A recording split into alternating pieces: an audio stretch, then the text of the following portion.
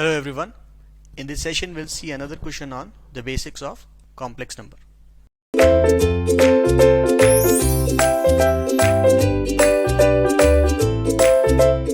Evaluate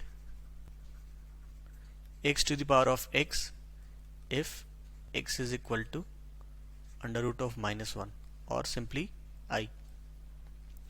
Now we have seen that if there is a complex power raised to another complex power, try to keep this z1, the one which is in the base, as polar form and the one as the power rectangular form. So although both of them are x, so this is actually in this case I to the power of I. So one I we have to keep it like in the rectangular, so this is 0 plus I simply, and the another one is I, which has to be written in the polar form.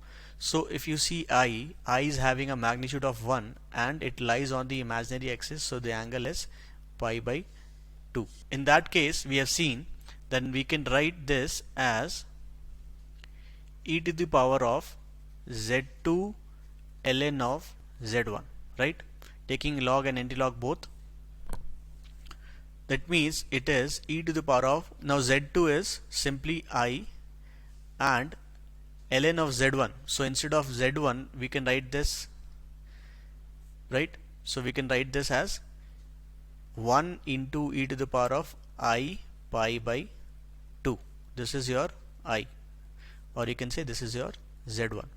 So writing this as ln of 1 dot e to the power of pi by 2.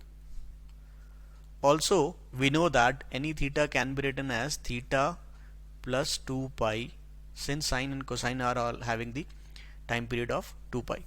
So this becomes e to the power of I. The next one is, we can split this using the property of log, ln 1 plus ln of e. So ln of e becomes directly I times of pi by 2. Also I can write instead of pi by 2 as 2n pi.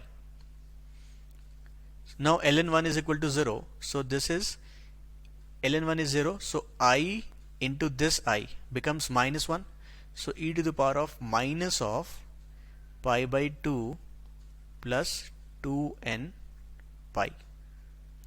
This is what we will get. And if there is a particular option given, this is pi by 2, some particular option given, or want to know the nature, let's say for n equal to 0, we can write this I to the power of I is equal to simply e to the power of minus pi by 2. Also if we talk about the nature, for any n, obviously n being integer, for any n being integer, we can see that this I to the power I will be real, purely real, and obviously it will be positive also, because e to the power of anything will not give you a negative value. So it is real, and if it is required, or if it is given in the equations or questions or options, you can say it is going to be positive value, right, if it is required.